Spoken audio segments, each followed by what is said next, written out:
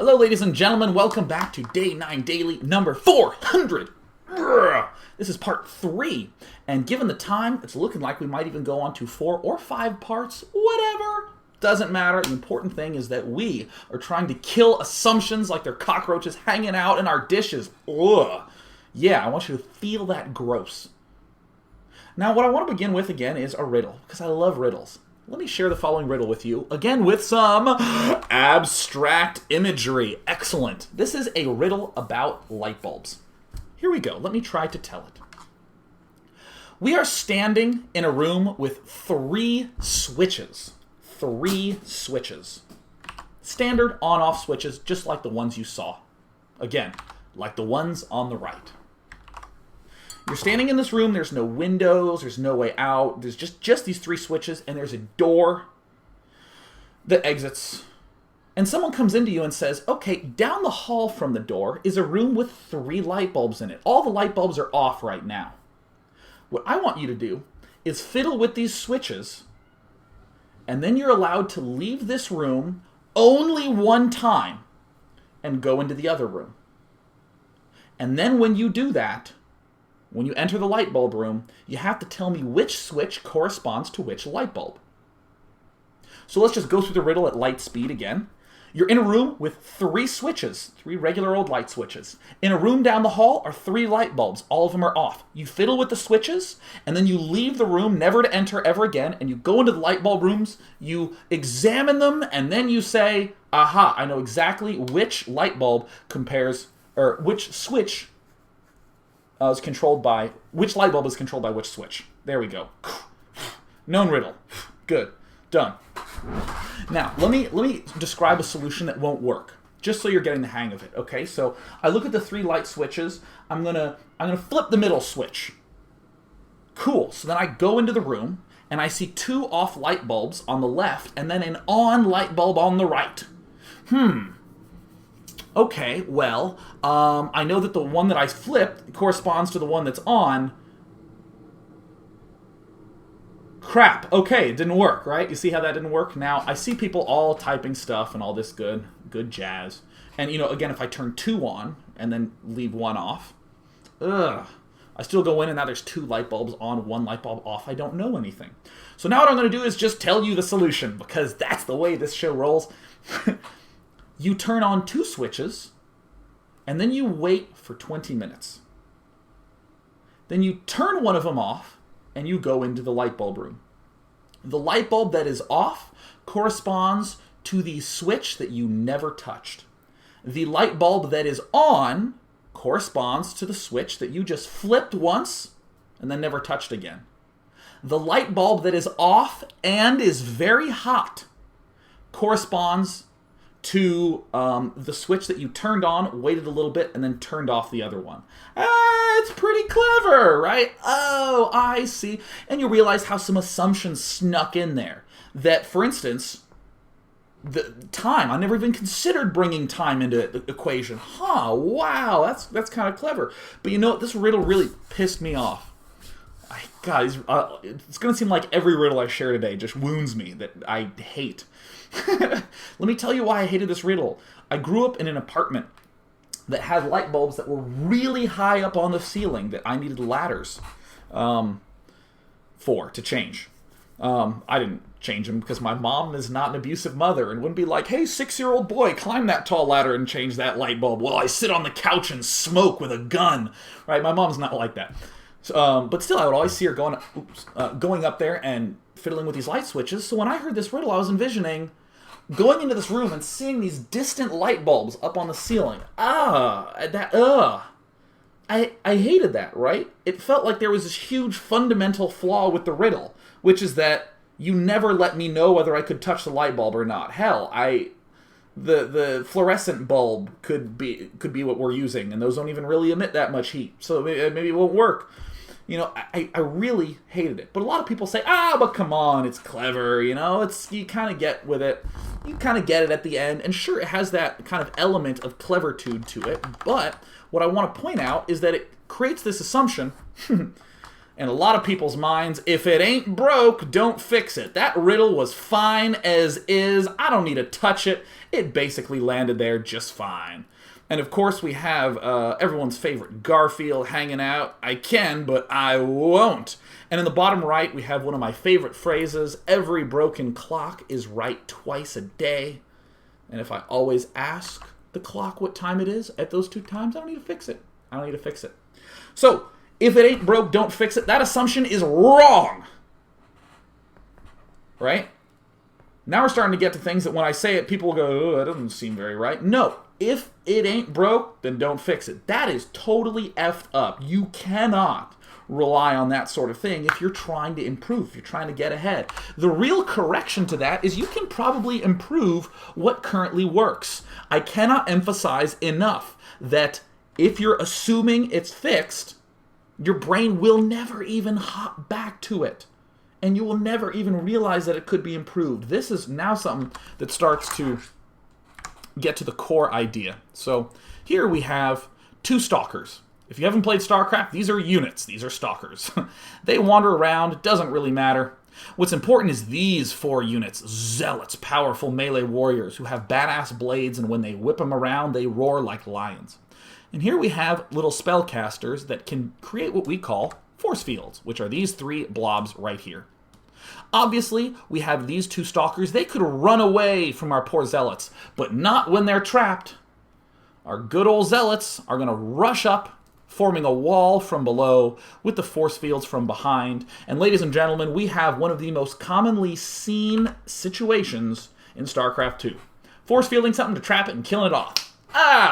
Time to not touch it anymore. But I'm going to say, look at this for a moment, and I'm going to ask you, how can you improve this? This is not optimal. How can you improve this? How can you work on this? And let's say you said something to me like, well, Sean, what about just throwing down 2 force fields? What about placing them a little bit better? And I say, let me add a little bit of information. You must have at least 3 to trap these units. You must have at least 3 to cause them to be unable to wriggle around. So, what's the way that I can improve this? Well, let's look at one way. So what I'm going to do is throw down 1 force field, just 1 in the middle, thereby spending 1/3 of the energy thus far. And then if he tries to move left, cool, then I can throw down a force field to the left. And if he tries to move right, cool, I can try to throw a force field to the right. And if he jukes left and then right, boom, I just get back to where I was originally. But what happens if I throw down the force field in the middle and he doesn't move? Well, cool, I can just kill him off. Because if you realize it, I didn't need to throw down 3 force fields and trap those stalkers. I didn't need to trap them. What I needed was for them to not be moving. I needed them to not be moving. So if I throw down just 1 and then they don't move, accomplished, perfect, identical to the original situation here, except in this one I have spent 1/3 of the energy. Cool. And I'm sure many of you would say, well, wouldn't it be most effective to pull out a gun and shoot your opponent in the head at the tournament? Yeah, that would require 0 energy. You wouldn't be able to control very well then. Obviously be a little careful when you're stepping outside the game. I'm talking about specifically in the game, right? Cool. We have figured out a way to optimize it by this left, right, boom. Worst case scenario, I get back to where I was originally. We see this happening quite a bit more often, especially if you watch players who are playing on the Korean servers. A couple force fields will get thrown down, and the player who has all the roaches will think, well, you know what? Better not move, because I know he's just going to throw down a force field anyways, so I better spend a few extra seconds attacking. Very important one. Always be trying to improve those. All the things that work for you, think if you can improve them. I got another riddle for you guys. I got another riddle. Oh, this is... oh, God. This is one of my absolute ridiculously most favorite riddles of all time. This is probably my favorite riddle of all time. It is about an insurance salesman and the number 36. All right. This is a riddle that's very easy to mess up in the telling, so I have to make sure I get in the zone. All right, good. I don't have any knots that could possibly tense up during the riddle sharing. Cool. Once upon a time, there was an insurance salesman who was trying to sell insurance. Excellent. He goes to this house, and a woman answers, a mother, and he starts chatting to her, and he's trying to ask her questions about her family to try to get her to buy insurance. Seems perfectly reasonable, trying to, butter her up, proverbially. So he asks the woman, "Oh, do you have any kids?" And the woman replies, "Yeah, I have 3 kids." And the insurance salesman says, "How old are they?" And the woman says, "If you can guess the age of my children, I'll tell you." Insurance salesman, no, that's not what she says. She says, "If you can guess the age of my children, the ages of my children, I will buy your insurance." Cool. So now the riddle begins. All the information before was just story. Now the riddle begins. Cool. So the woman says, "I have 3 children. The product of their ages is 36. That is, if you multiply their ages together, you get 36. And the woman then says, "If you add their ages together, it is the number of the house next door." So the salesman goes over, looks at the house next door's number, and comes back and says, "I need one more clue." And the woman replies, "My eldest daughter plays the piano." Cool. Guys, how old are they? I love this riddle, right? All right, I'm going to tell it one more time. The woman says, "I have 3 children. The product of their ages is 36. The sum of their ages is equal to the number of the house next door." The salesman goes over and checks the number of the house next door, comes back and says, "I need one more clue."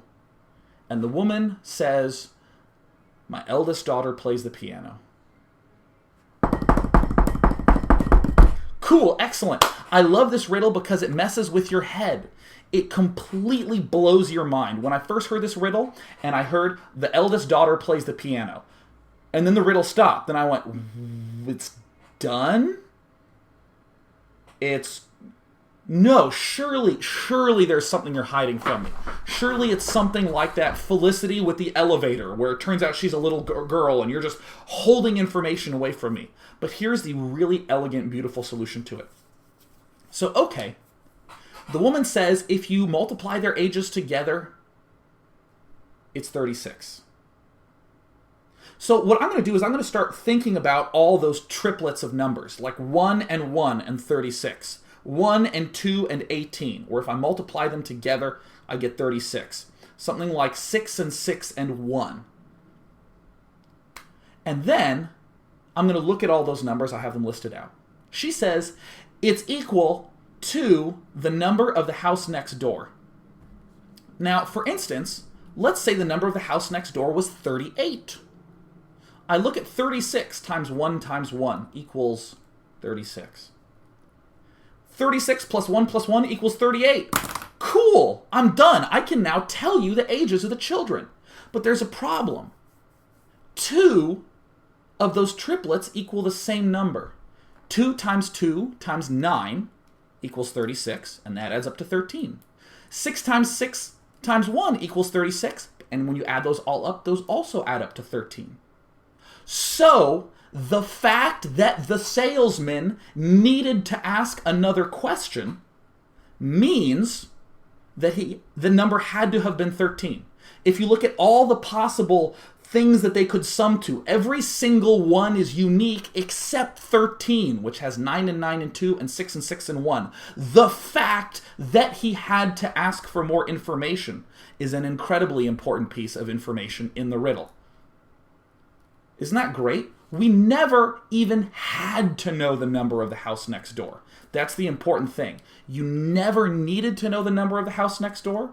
I never told you the number of the house next door, but you know the number of the house next door is 13 because he had to ask for another piece of information. That's the cute part. So, and my mod Little Boots is totally confused.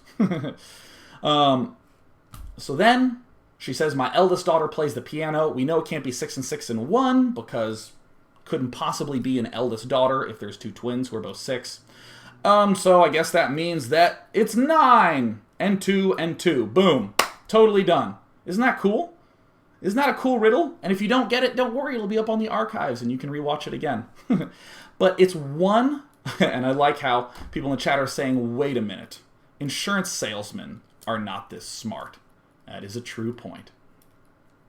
But what I love so much about this riddle is that it gives you exactly as much information as you need and no more.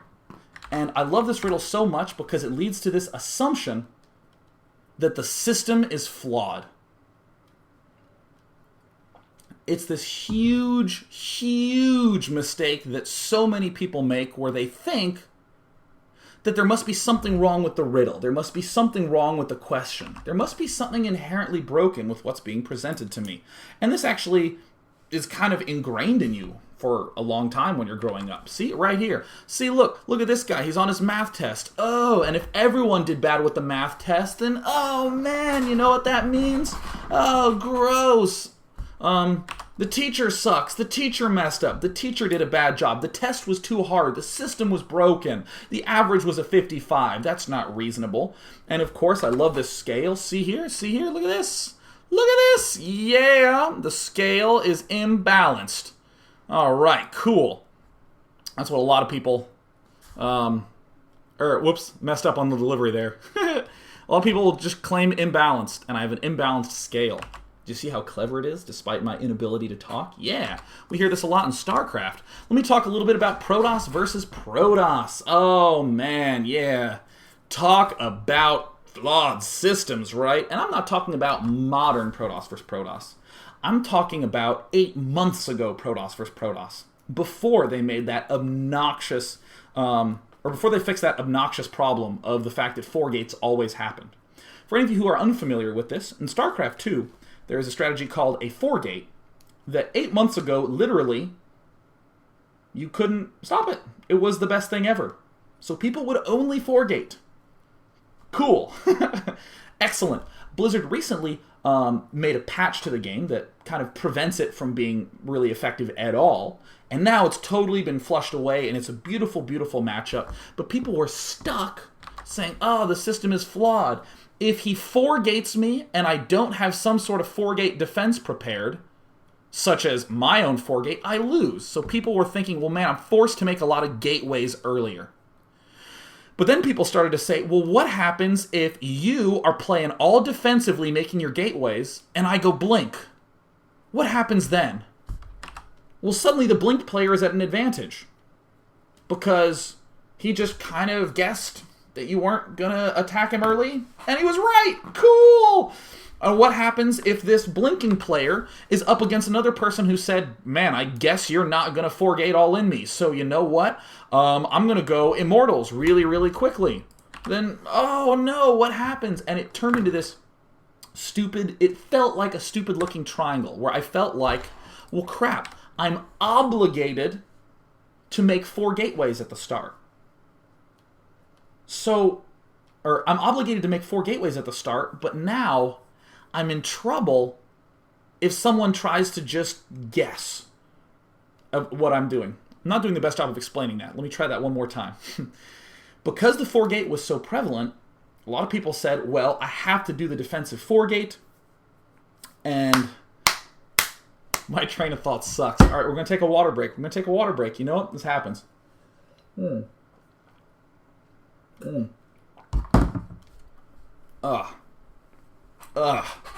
Cool. So, everyone was 4-gating so much in this matchup.